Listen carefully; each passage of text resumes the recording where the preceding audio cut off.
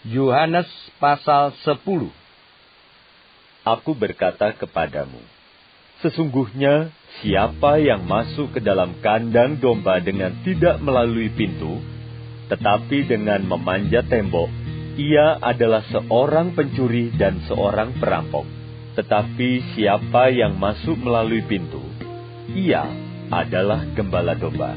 Untuk dia, penjaga membuka pintu, dan domba-domba mendengarkan suaranya, dan ia memanggil domba-dombanya, masing-masing menurut namanya, dan menuntunnya keluar. Jika semua dombanya telah dibawanya keluar, ia berjalan di depan mereka, dan domba-domba itu mengikuti dia, karena mereka mengenal suaranya. Tetapi, seorang asing pasti tidak mereka ikuti. Malah mereka lari daripadanya, karena suara orang-orang asing tidak mereka kenal. Itulah yang dikatakan Yesus dalam perumpamaan kepada mereka, tetapi mereka tidak mengerti apa maksudnya ia berkata demikian kepada mereka.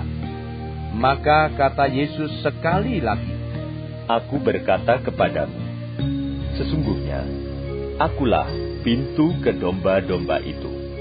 Semua orang yang datang sebelum aku adalah pencuri dan perampok, dan domba-domba itu tidak mendengarkan mereka.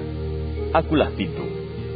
Barang siapa masuk melalui aku, ia akan selamat, dan ia akan masuk dan keluar dan menemukan padang rumput. Pencuri datang hanya untuk mencuri dan membunuh dan membinasakan. Aku datang supaya mereka mempunyai hidup, dan mempunyainya dalam segala kelimpahan. Akulah gembala yang baik. Gembala yang baik memberikan nyawanya bagi domba-dombanya. Sedangkan seorang upahan yang bukan gembala dan yang bukan pemilik domba-domba itu sendiri, ketika melihat serigala datang, meninggalkan domba-domba itu, lalu lari, sehingga serigala itu menerkam dan mencerai-beraikan domba-domba itu. Ia lari karena ia seorang upahan dan tidak memperhatikan domba-domba itu. Akulah gembala yang baik, dan aku mengenal domba-dombaku, dan domba-dombaku mengenal aku, sama seperti Bapa mengenal aku, dan aku mengenal Bapa, dan aku memberikan nyawaku bagi domba-dombaku. Ada lagi padaku domba-domba lain yang bukan dari kandang ini. Domba-domba itu harus kutuntun juga, dan mereka akan mendengarkan suaraku, dan mereka akan menjadi satu kawanan dengan satu gembala. Bapa mengasihi aku, oleh karena aku memberikan nyawaku untuk menerimanya kembali.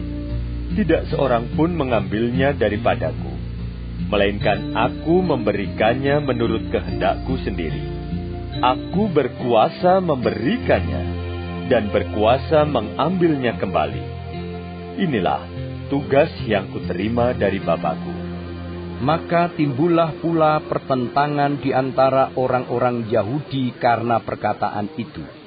Banyak di antara mereka berkata, Ia kerasukan setan dan gila. Mengapa kamu mendengarkan dia? Yang lain berkata, Itu bukan perkataan orang yang kerasukan setan. Dapatkah setan memelekkan mata orang-orang buta? Tidak lama kemudian, tibalah hari raya pentahbisan Bait Allah di Yerusalem. Ketika itu musim dingin, dan Yesus berjalan-jalan di Bait Allah di serambi Salomo. Maka orang-orang Yahudi mengelilingi dia dan berkata kepadanya, Berapa lama lagi engkau membiarkan kami hidup dalam kebimbangan? Jikalau engkau Mesias, katakanlah terus terang kepada kami. Yesus menjawab mereka, Aku telah mengatakannya kepada kamu, tetapi kamu tidak percaya. Pekerjaan-pekerjaan yang kulakukan dalam nama Bapakku, itulah yang memberikan kesaksian tentang aku. Tetapi kamu tidak percaya, karena kamu tidak termasuk domba-dombaku.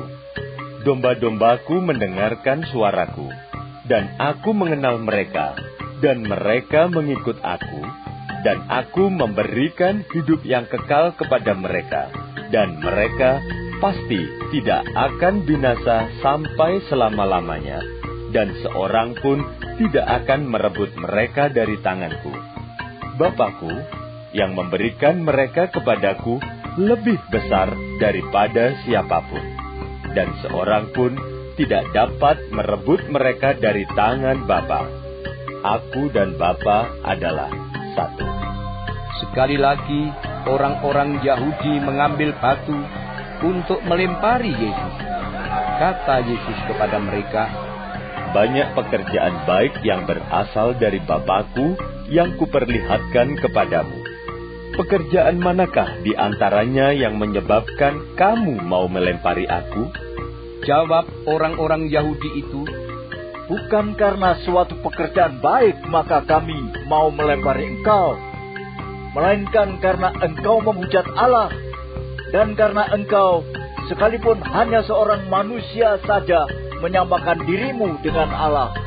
Kata Yesus kepada mereka, tidakkah ada tertulis dalam kitab Taurat kamu, aku telah berfirman, kamu adalah Allah?